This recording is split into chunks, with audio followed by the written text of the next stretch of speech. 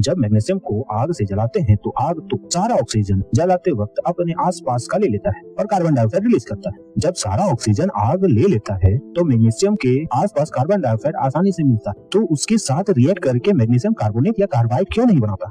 बच्चे का सवाल अच्छा था, सोचा आप लोगों के साथ शेयर करूं। अगर अच्छा लगे तो लाइक करो। यहाँ केमिस्ट्री के बुनियादी नियम काम करते हैं। पहला, स्टेबिलिटी।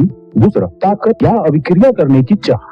हर एटम स्टेबिलिटी चाहता है क्योंकि O के एटम इनर ऑर्बिट में 2 होते हैं और आउटर ऑर्बिट में 6। वह 2 इलेक्ट्रॉन को पाकर स्टेबल होना चाहेगा, इसके लिए वह बहुत डिस्क्रीट होता है। और दूसरी तरफ CO2 पहले से कार्बन प्लस O2 से रिएक्ट करके स्टेबल हो चुका होता है, तो उसके साथ रिएक्ट करने में मैग्नीशियम को ज्यादा एनर्जी लगती है और हर एलिमेंट कम एनर्जी में स्टेबल होना चाहता है, इसलिए O2 से रिएक्ट करता है। फिर वह पूछा, अगर हम एक कंटेनर में सिर्फ CO2 भरकर रिएक्ट करें, उसमें ऑक्सीजन ना हो, तो क्या वह CO2 से रिएक्ट करेगा? इसमें भी एक मजेदार चीज होता है, ध्यान से सुनो। इस दुनिया में फ्लोरीन के बाद ऑक्सीजन दूसरा ऐसा तत्व है जो इलेक्ट्रॉन को पाने के लिए सबसे ज्यादा भूखा हो और आक्रामक है, जिसे इलेक्ट्रोनेगेटिविटी कहते हैं। और कार्बन के पास इलेक्ट्रोनेगेटिविटी O2 के मुकाबले बहुत ही कम होती है, बल्कि वह शेयरिंग में बिलीव करता है। दूसरा, मैग्नीशियम एक धातु है जिसके आउटर ऑर्बिट में 2 फालतू इलेक्ट्रॉन होते हैं और ऑक्सीजन को 2 इलेक्ट्रॉन चाहिए होता है। दोनों की स्टेबिलिटी होने के लिए तो इससे जैसे ही मैग्नीशियम के अणु जलेंगे तो वह मैग्नीशियम कार्बन और ऑक्सीजन के बॉन्ड को तोड़ देगा, क्योंकि मैग्नीशियम ज्यादा ताकतवर है। जैसे कार्बन और ऑक्सीजन टूटेंगे, मैग्नीशियम ऑक्सीजन के साथ तुरंत रिएक्ट कर लेगा और कार्बन पाउडर के फॉर्म में नीचे गिर जाएगा। अगर जानकारी अच्छी लगी हो तो सब्सक्राइब कर दो ऐसे ही न्यू और इंटरेस्टिंग कंटेंट लाने के लिए। और याद रहे, केमिस्ट्री समझना पड़ता है, रटना नहीं। अगर नया चीज समझना चाहते हो, कुछ इंटरेस्टिंग चीज सीखना चाहते हो तो सब्सक्राइब जरूर कर देना। करोगे ना? पता है तुम लोग कर दोगे, मेरे भाई हो यार।